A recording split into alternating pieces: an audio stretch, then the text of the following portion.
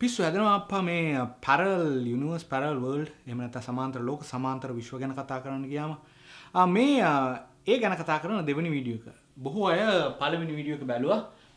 බොහෝ අදහස් ෂෙයා කරලා තිබ්බා. ඉතින් දෙවෙනි එක අපි කතා කරමු ඒකේ අර ඉතුරු ලෙවල්ස් ටික පොඩක් ඔයගොල්ලත් එක්ක පැහැදිලි කරගන්න.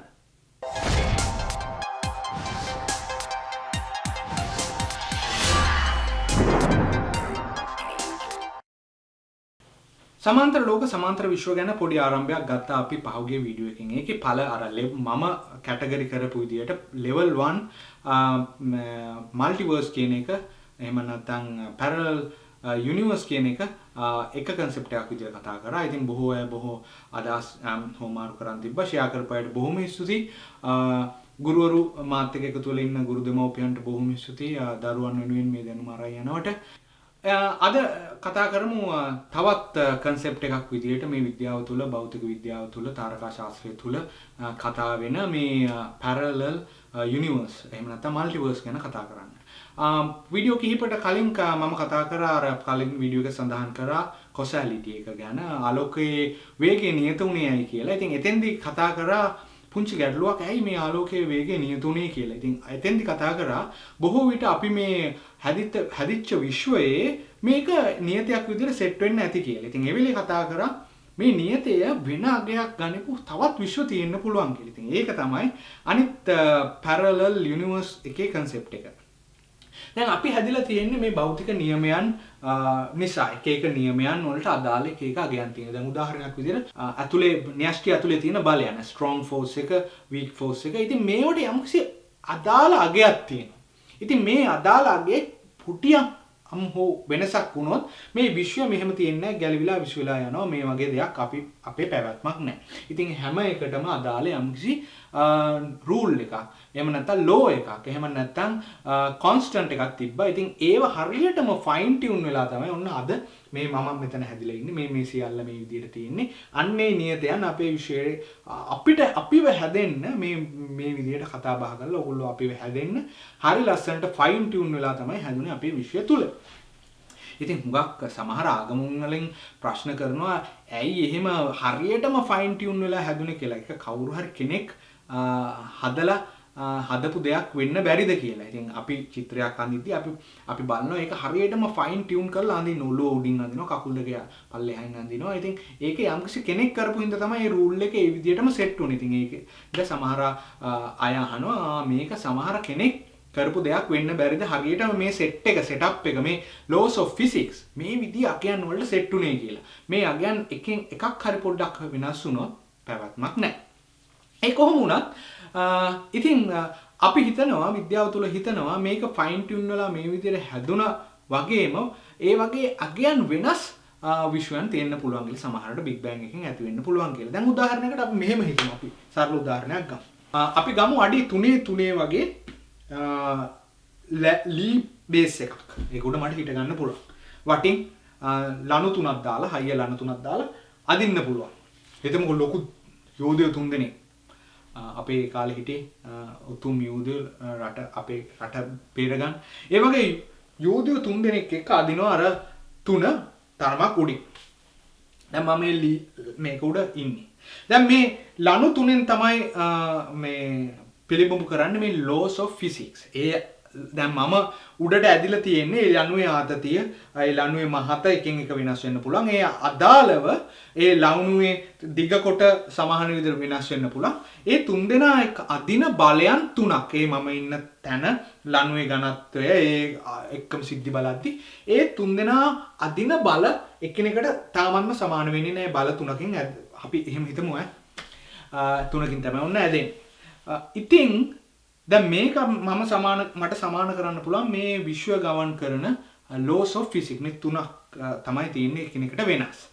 ඉතින් ඒක හරියටම ෆයින් ටියුන් වෙච්ච හින්දා තමයි මම අර මට අර ලෑල්ල උඩ ඉඳගෙන ඉන්න පුළුවන්කම ලැබුණේ.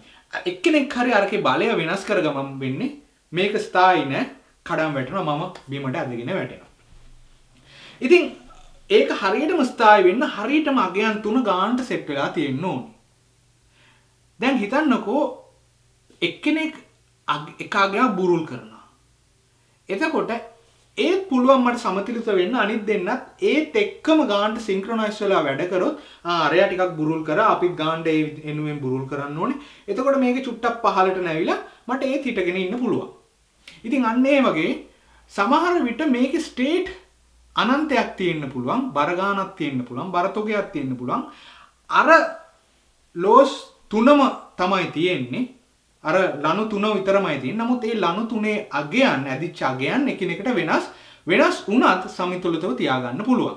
දැන් අපේ විශ්වය තුල ගවන් කරන laws of physics ටික යම්කිසි විදියට ෆයින් ටියුන් වෙලා අපි හදුනා වගේම ඒකේ එකක අගයක් වෙනස් වෙලා සහ ඒට අදාළව අනිත් අගයන් සෙට් එකක් වෙනස් වෙලා යම්කිසි විශ්වයක් හැදිලා තියෙන්න පුළුවන් කාලාවකාශය සහ ඒ තුල පද්ධතීන් නැති වෙලා ඒ තුල සමහර විට ග්‍රහ ලෝක ඇති වෙලා ජීවයක් ඇති වෙලා අපි වගේ අය හැදිලා ඉන්න පුළුවන්. අන්න ඒ laws of physics ටික fine tune වෙලා. ඉතින් ඒක තමයි දෙවනි level එකේ මේ සමාන්තර විශ්වයන් කියලා කියන්නේ. ඉතින් big bang එකෙන් හෝ big bang එකට පස්සේ හෝ ඒ වගේ දෙයක් ඇති වෙන්න පුළුවන්. අර inflation එකෙන් ඈතට විශ්වයන් ඇදුනට පස්සේ තැන් වල සමහරට විශ්වයන් කැටි ගහන්න පුළුවන්. අර laws of physics rules ටික එක laws ටික එක විදිහට තියාගෙන. නමුත් අගයන් වෙනස් එකිනෙකට වෙනස්ව fine tune වෙච්ච.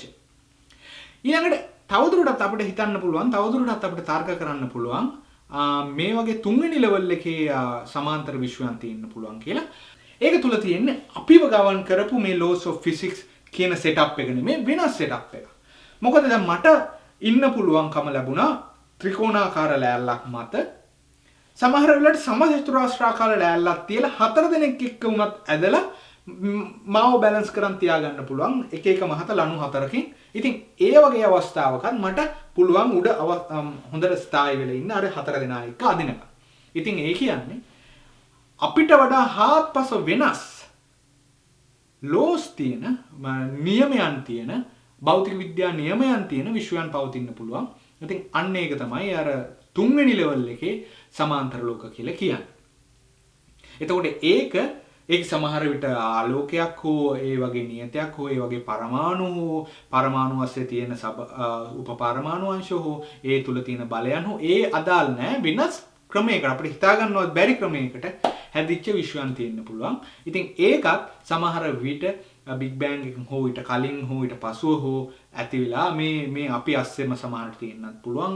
ඈත් අපිට නොපෙනෙන ඊටමත් ඈත සමහරට කාලාවකාශයන් තුල තියෙන්නත් පුළුවන්. අන්න ඒක වෙනත් ආකාරයේ මල්ටිවර්ස් concept එකකට අනුව කතා බහ කරන්න පුළුවන් කාරණාවක්. ඉතින් මේ දෙක එක වීඩියෝ එකට දැම්ම. තවත් එක concept එකක් තියෙනවා. ඒක ඊළඟ වීඩියෝ එකෙන් කතා කරමු. ඉතින් බොහොම ස්තුතියි මාත් එක්ක එකතු වෙලා ඉන්න. ඒ හැම වීඩියෝ එකක්ම මෙන්න මේ වීඩියෝ ප්ලේලිස්ට් එකෙන් බලා ගන්න පුළුවන්. videokat.com/cosmos කියන එකෙන්. ඉතින් බලපු නැති අය මුල ඉඳලා බලන්න. ඉතින් මේ පිළිබඳව ගොඩාක් දැනුම ඔයගලන්ට අරගෙන ආවා. ලංකාවේ පළවෙනි වතාවට විශ්වය පිළිබඳව කරපු ගවේෂණයක් එකම එක වෙබ් පිටුවකින් ඔයගලන්ට බලා ගන්න පුළුවන්. ඉතින් බැලුවේ නැත්නම් ඒක ගිහිල්ලා බලන්න. ඒ වගේ නෙමෙයි තව බොහෝ දේවල් අපි බොහෝ කරුණු අපි කතා කරා වීඩියෝ කතා හරහා. මගෙත් එක Facebook එකට සෙට් වුණ නැත්නම් සෙට් වෙන්න, වීඩියෝ කතා එකට subscribe කරේ නැත්නම් subscribe කරන්න. ඔළුවට වැදගත් වෙන බොහෝ කරුණු අරන් එනවා ඊටමන්ම සරලව සිංහලෙන්. ගිහිල්ලා නම් මම සම්පත් වීඩියෝ කතා එකේ